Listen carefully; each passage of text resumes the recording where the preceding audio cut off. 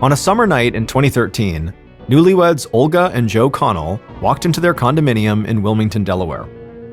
Joe flipped on the light and sat down on the couch, while Olga headed to the bedroom to get changed. Suddenly, Joe heard a loud scream. He got up and ran down the hall to the bedroom. There, he found his wife sitting on the floor yelling and crying, and then he noticed her jewelry boxes had been completely emptied and thrown off her dresser. Thousands of dollars worth of rings and necklaces were just gone. But through her tears, Olga said she didn't care about how much money these things cost. Some of these pieces that had been stolen were precious family heirlooms that had been passed down to Olga from hers and Joe's mothers. Joe sat down next to his wife and tried to comfort her, but he didn't tell her what he was actually thinking, because Joe thought he actually might know who just robbed them, and he feared this actually might only be the first in a series of attacks in an escalating family war. But before we get into that story, if you're a fan of the strange, dark, and mysterious delivered in story format, then you've come to the right podcast, because that's all we do, and we upload twice a week, once on Monday and once on Thursday. So, if that's of interest to you, please get a job as a projectionist at the Follow Button's favorite movie theater, just so the next time they go there to see a movie, you can instead play a reel of all their most embarrassing moments. Okay, let's get into today's story.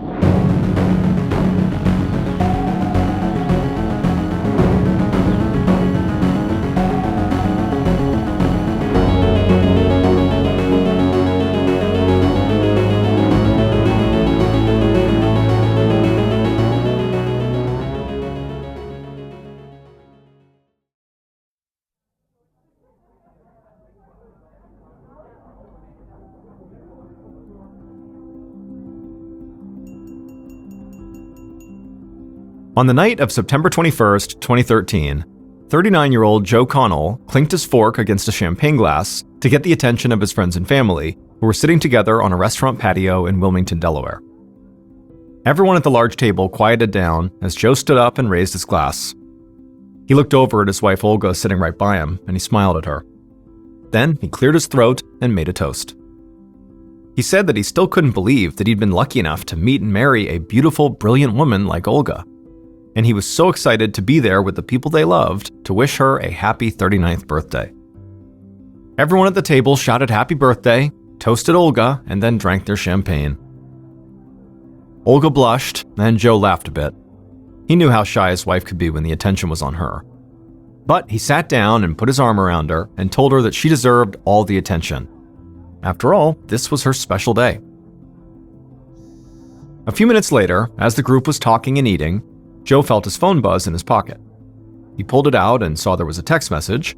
He read it, then quickly replied, and then jumped back into the conversation at the table.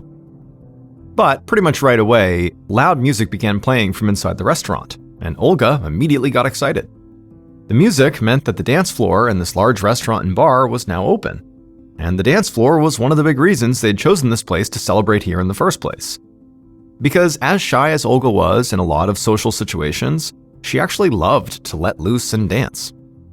And so Joe instinctively stood up, looked over at his wife and took her hand, and then together they walked inside the restaurant. Once inside, they immediately hit the dance floor, and for a minute, Joe just stood there watching his wife dance. She had beautiful blonde hair, she was wearing a nice dress, and she had on sparkling pieces of expensive jewelry. Joe had meant every word in his short birthday toast. He really couldn't believe how lucky he was to be married to this woman. The couple had met online about 3 years earlier, when Joe was just coming out of the craziest and most difficult period of his life. Joe had gotten into this drunken brawl and ended up pulling out a gun, and the police got involved.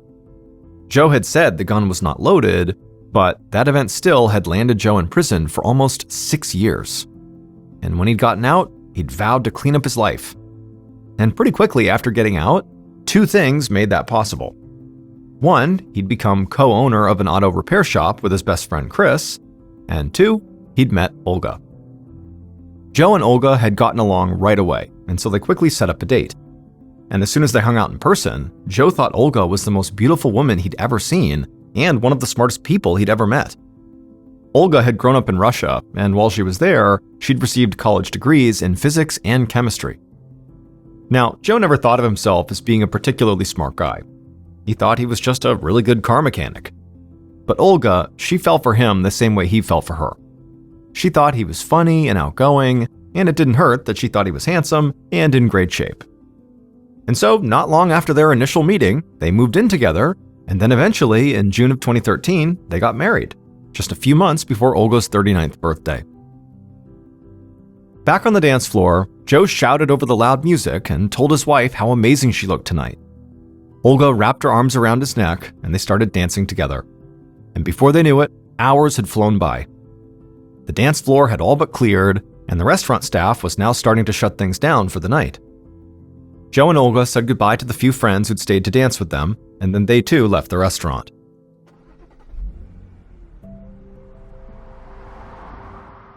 On the drive home, Joe and Olga talked and laughed, still wired from their night out. But at one point, Joe got this sad look on his face, and Olga asked if something was wrong. Joe shook his head and said he was just sorry that his little sister Kelly hadn't been at the party. Olga didn't say it, but she knew that Kelly hadn't just missed the party. Kelly had not been invited. Because Joe and his younger sister were in the middle of a full-on feud, and they had completely stopped talking to each other. And as much as it upset Joe not to have Kelly in his life anymore, he could not bring himself to reconcile with her. But Olga didn't want anything to spoil her perfect birthday, so she quickly changed the subject. And within a few minutes, Joe was laughing again.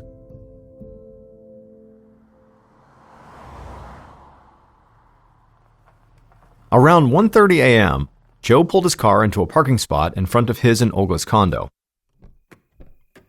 Olga got out of the car and headed down the walkway towards their front door. Joe moved kind of slowly and trailed behind her. Olga pulled her keys out of her purse, and right as she was about to unlock the door, she heard a strange noise coming from behind her.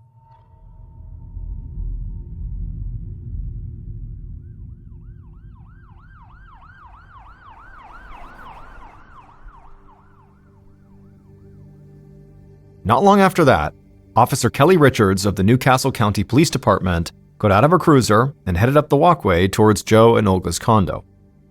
Just a few minutes earlier, emergency dispatch had been flooded with calls from people in the surrounding condos saying they had just heard gunshots, and one caller had been sure he could see a body. Richards was the first cop on the scene, but she saw paramedics crouched down by the front door of the condo, furiously trying to help someone who was on the ground. Richards approached, and she saw there was an unconscious blonde woman in a dress laying there. Blood was pouring from the woman's cheek and head onto the concrete, and Richards thought it looked like she'd been shot. The woman was still breathing though, but just barely. Richards saw there was a ring with several diamonds in it on the woman's finger. So Richards' first thought was that the attacker must not have been here to rob this woman. Officer Richards saw more paramedics rushing down the walkway with a gurney, so she moved out of the way. But as Richards watched the paramedics wheel this woman to a nearby ambulance, she realized something strange. Richards knew this woman. Suddenly, Officer Richards looked around and really took in the condo and the surrounding area, and then it hit her. This woman, who was being rushed to the hospital, was Olga Connell. Less than 2 months earlier, Officer Richards had worked a burglary case at this condo because someone had broken in and stolen a bunch of Olga's expensive jewelry.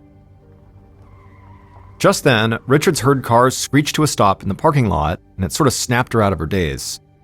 She saw several police officers coming her way, looking at her expectantly, and she told them they needed to do a sweep of the area. And it didn't take long before Richards heard one of the officers calling her name. She saw the officer crouching down near some bushes a few yards away from the front door, and so Richards walked over and joined the officer. And there, half hidden by the bushes, she saw the body of a man who had been shot multiple times, and it was clear he was already dead. Officer Richards knelt down and shined her flashlight to get a clear look at the man's face, and right away, she recognized him too.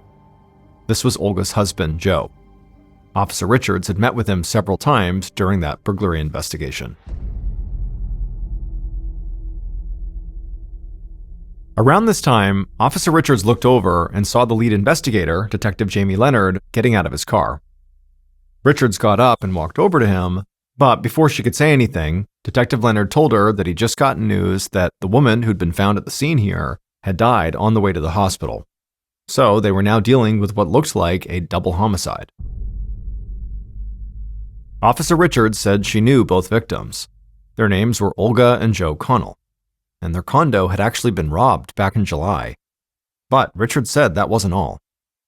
While the police had never arrested anyone in connection with that robbery, Joe Connell had suspected he knew who robbed them. And police had even interviewed this person. It was Joe's own little sister, Kelly.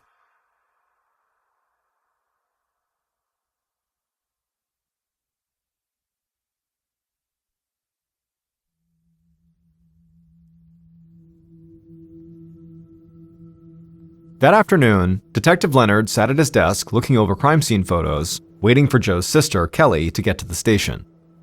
And as he looked at photos of Olga laying by the front door and Joe laying several yards away in the bushes, he had a theory that he just couldn't shake.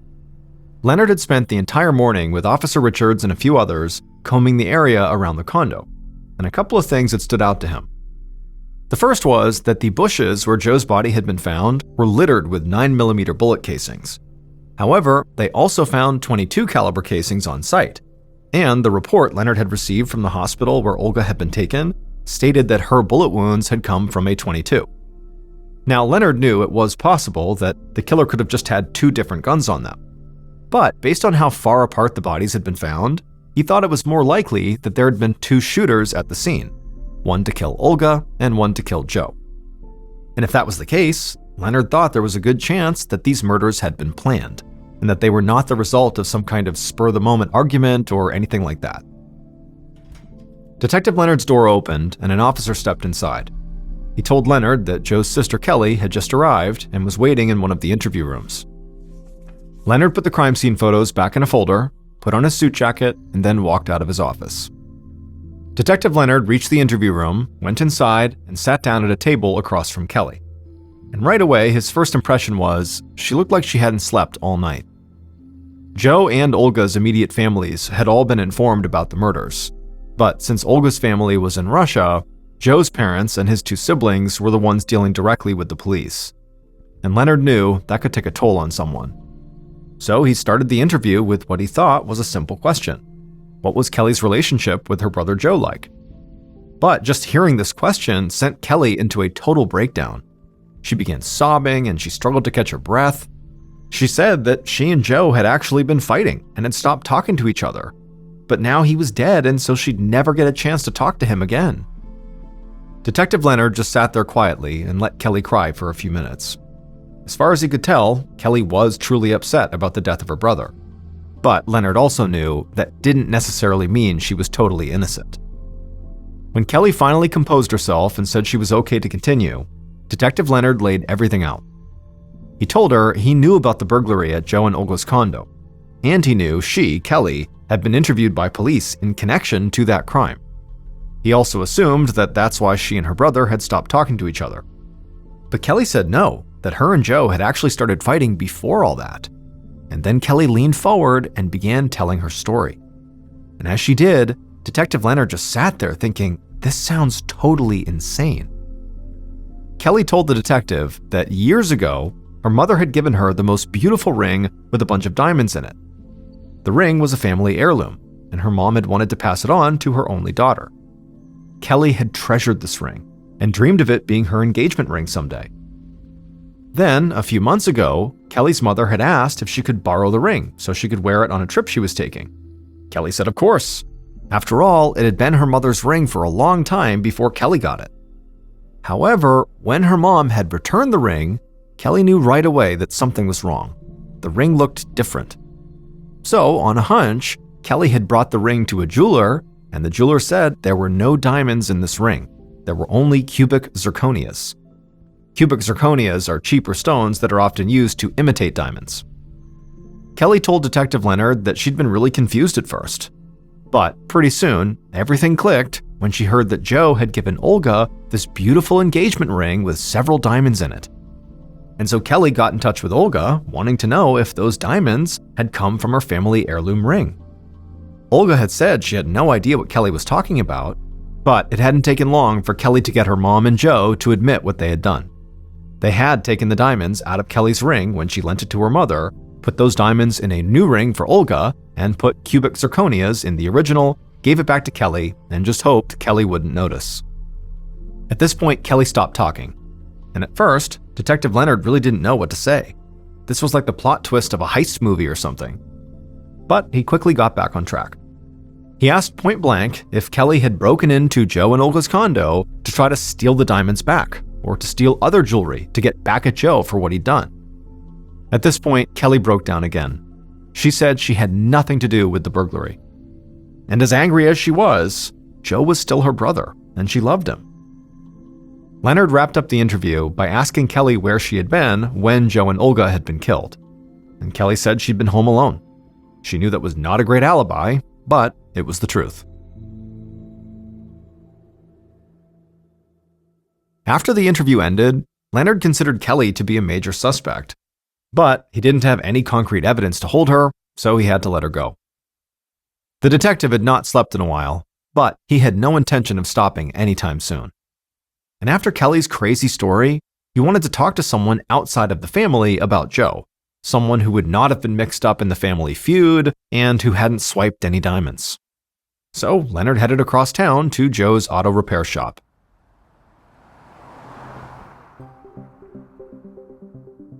Later that afternoon, still not even 24 hours after Joe and Olga's bodies had been found, Detective Leonard walked across the parking lot of the auto repair shop that Joe had co-owned. He saw several mechanics hard at work on different cars, and he also saw a few guys who looked like they'd just come by the shop to hang out. They seemed a little strange to Leonard, but he didn't think too much about it. He walked into a small lobby, and he saw a man who looked like he was around 30 sitting behind the counter. Detective Leonard introduced himself and showed his badge, and the man behind the counter stood up. He said his name was Chris Rivers, and he asked if there was a problem. Leonard asked him if he knew who Joe Connell was.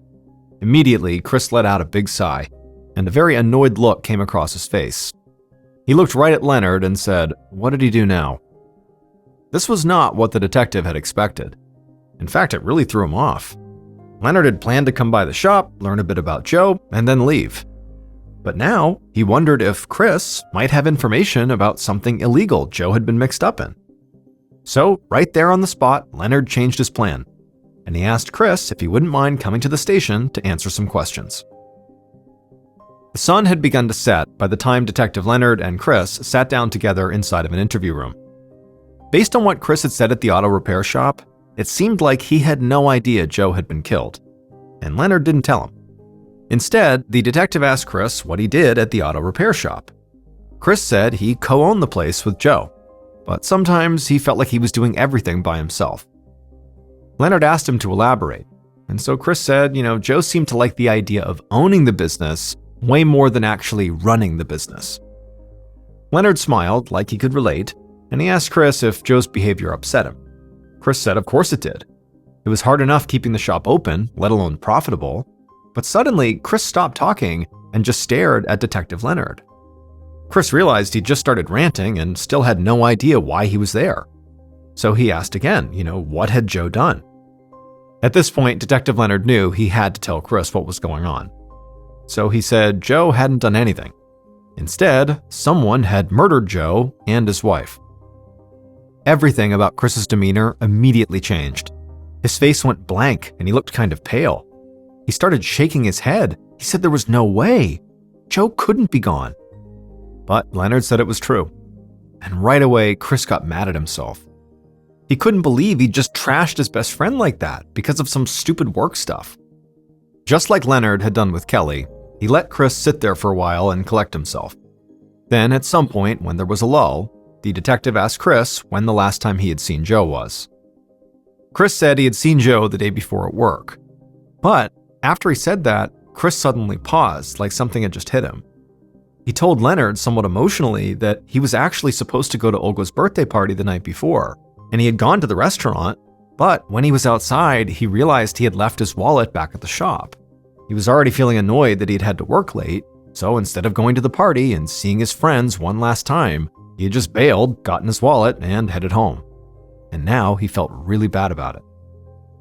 And so Detective Leonard asked a few follow-up questions about Chris's relationship with Joe and with Olga and how they met each other and things like that. And then eventually, Detective Leonard said he had just one more question for the time being. He asked Chris, when they had first met, why had he assumed Joe had done something that would have gotten him in trouble with the police. Chris took a breath and then said he had never told anyone this, but he knew that Joe was a big-time illegal steroid user. That's how he stayed in such great physical shape. However, Chris said over the past several months, Joe had gone from just using steroids to dealing them.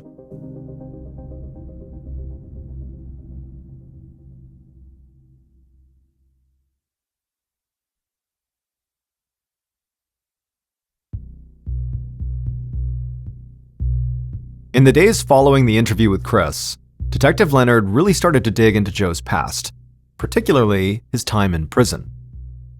Leonard and his team met with prison staff and people who'd been on the inside with Joe, and a lot of them said the same thing. When Joe was in prison, he had become very good friends with his cellmate, who was a member of a motorcycle gang called the Pagans. And Detective Leonard knew all about the Pagans. They were directly connected to the drug trade in Wilmington and in cities across the East Coast. So he wondered if maybe Joe had gotten mixed up with the gang after he had gotten out. Maybe he had made them angry, or took too much money on a drug deal and they retaliated. So Leonard methodically tracked down members of this gang and asked them if Joe Connell had been dealing drugs for them. Now, most of the members admitted to knowing Joe, but getting any information beyond that proved to be very difficult.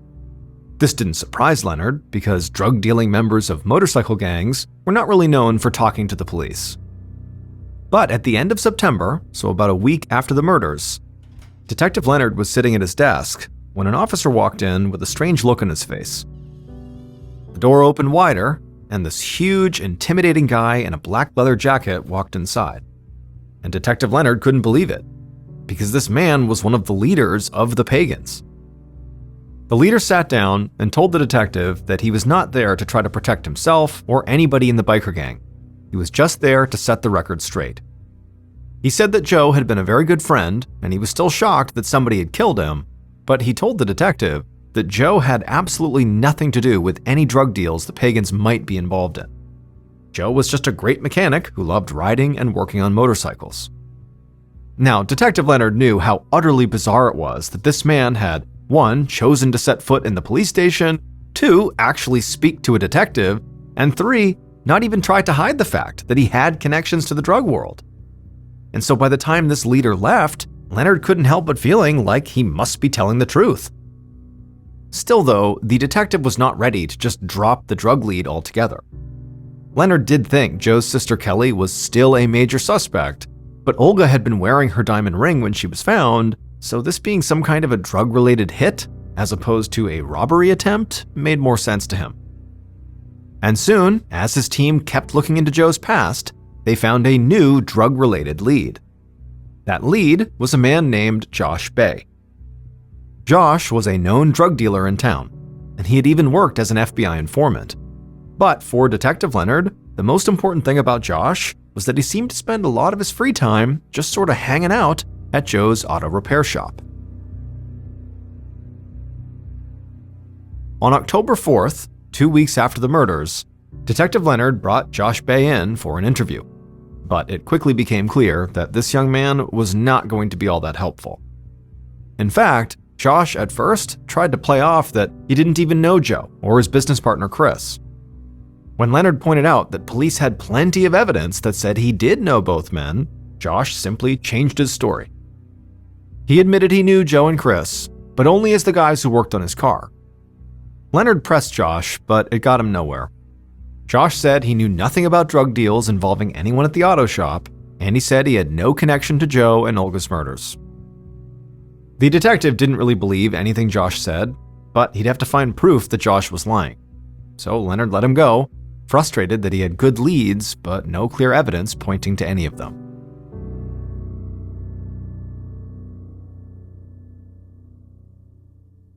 The following day, October 5th, Detective Leonard and members of his team stood at the back of a church for Joe's funeral, listening to a man sing Danny Boy over Joe's casket.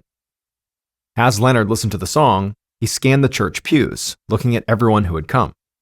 And one thing stood out. Most of Joe's friends and family clearly believed Joe's sister Kelly was involved in the murders. Because nobody was speaking to Kelly. It was like the entire family was shunning her. Even though Leonard had leaned into Joe's potential drug connections over the past weeks, he had not crossed Kelly off his suspect list by any means. If she wasn't the one who had pulled the trigger, she could have helped plan the hit. And maybe she didn't want to rob Olga's diamond ring or her other jewelry because she knew that would lead police right back to her. So, standing there in the church, watching Kelly stand there uncomfortably, Detective Leonard wondered if maybe the murders were just a classic case of revenge.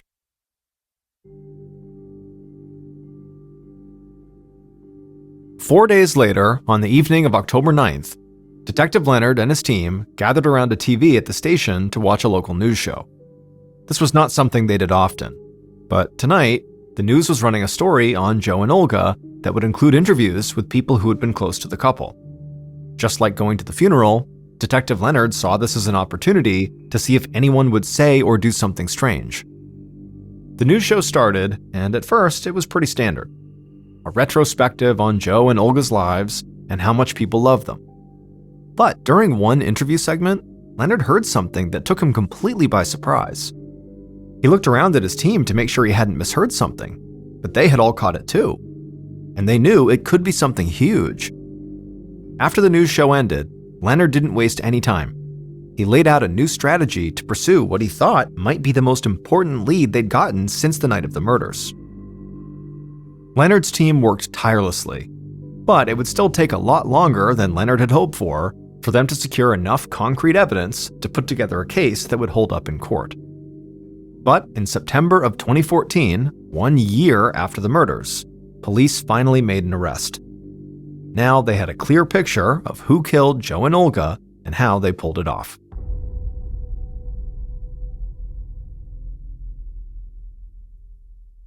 Based on details from that news show, evidence found at the crime scene, and interviews conducted over the course of a year, the following is a reconstruction of what police believe happened outside of Joe and Olga's condo in the early morning of September 22, 2013.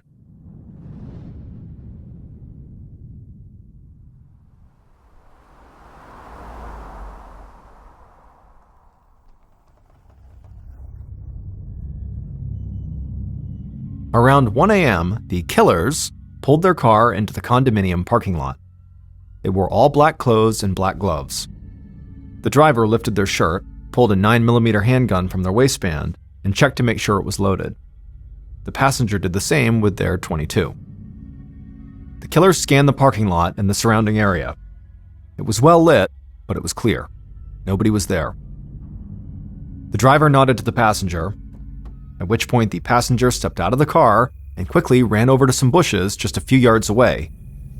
The passenger crouched down, hid in the bushes, and kept their eyes fixed on Joe and Olga's front door. At the same time, the driver shut off the engine and sat in the car, waiting. About a half hour later, around 1:30 a.m., a car pulled into the parking lot. The driver could immediately feel themselves tense up. They looked out and saw a woman wearing a dress getting out of the car and heading up the walkway towards the front door, while a man followed shortly behind her. After a steadying breath, the driver gripped their 9mm and then stepped out of their car. And at that exact moment, right as Olga and Joe had reached the front door, the passenger leapt out of the bushes where they'd been hiding, sprinted towards Olga, and fired off 3 quick shots at her. The bullets struck Olga in the head, cheek, and upper back, and she immediately crumpled to the ground, covered in blood. Joe, who was right behind her, screamed in horror, but as he ran towards his wife, the driver unloaded their 9mm from right behind Joe. He got hit multiple times, but he actually stayed on his feet. Joe stumbled forward and tried to run to the bushes, looking for any way out of here, but the driver pursued him and kept firing their gun. Joe took rounds in the chest, arms, legs, and the back of his head. Finally, he hit the ground and died in the bushes. The driver ran back to the car and climbed inside. The passenger was already there, panting and trying to catch their breath. The driver started up the car, threw it in reverse, and peeled out of the lot. A few minutes later, when the killers were clear of the condo, the driver eased off the gas and told the passenger to let the person who had hired them know that the job was done.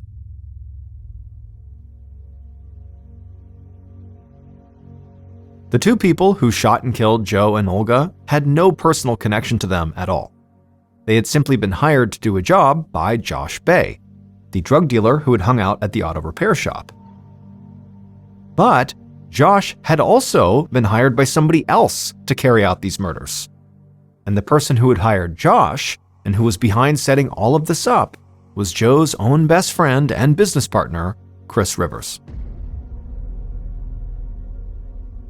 For all of Chris's talk about Joe using and selling steroids, police discovered that it was actually Chris who appeared to have a major drug issue with opioids and cocaine. And Chris's drug habit had begun to take a huge financial toll on him. He was basically burning through all his money. But Chris believed he had found a solution for all his problems.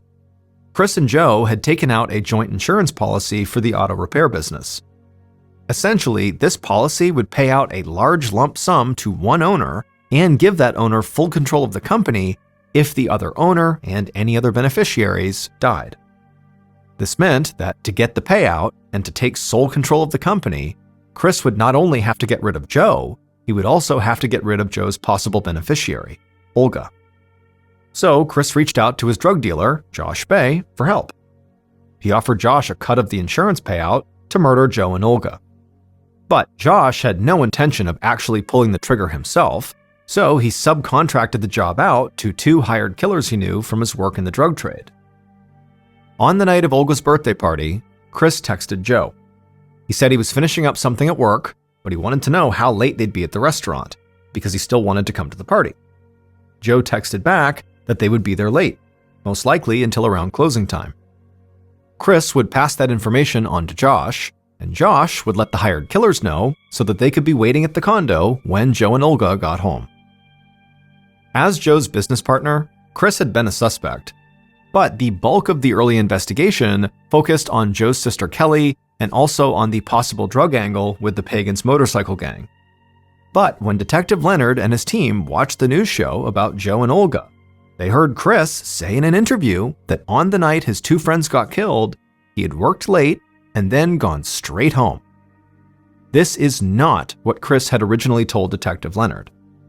Chris had told Leonard that he had first driven to the restaurant for the birthday party, realized he'd forgotten his wallet, and then left and went home. This little change in Chris's story was like a massive alarm going off inside of Detective Leonard's head. So he and his team shifted their focus and dug deep into Chris's personal life and financial records, and they eventually discovered Chris's money problems, his drug habit, and his direct connection to the drug dealer, Josh Bay. Chris was charged with double homicide and found guilty, and he received 2 life sentences. Josh Bay got a plea deal and was sentenced to 5 years in prison. As for Joe's sister Kelly, despite her feud with her brother, she had nothing to do with the murders, and no evidence ever surfaced that she was at all involved in that burglary of Joe and Olga's condo.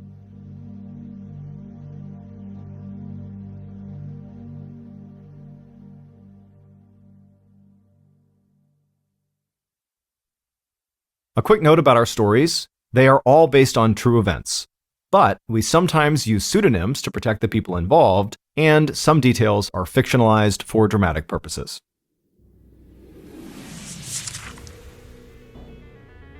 Thank you for listening to the Mr. Ballen Podcast. If you enjoyed today's stories and you're looking for more bone-chilling content, be sure to check out all of our studio's podcasts. This podcast, the Mr. Ballen Podcast, and also Mr. Ballen's Medical Mysteries, Bedtime Stories, Wartime Stories, Run Fool, and Redacted. Just search for Ballen Studios wherever you get your podcasts to find all of these shows. To watch hundreds more stories just like the ones you heard today, head over to our YouTube channel, which is just called Mr. Ballen. So that's going to do it. I really appreciate your support. Until next time, see ya.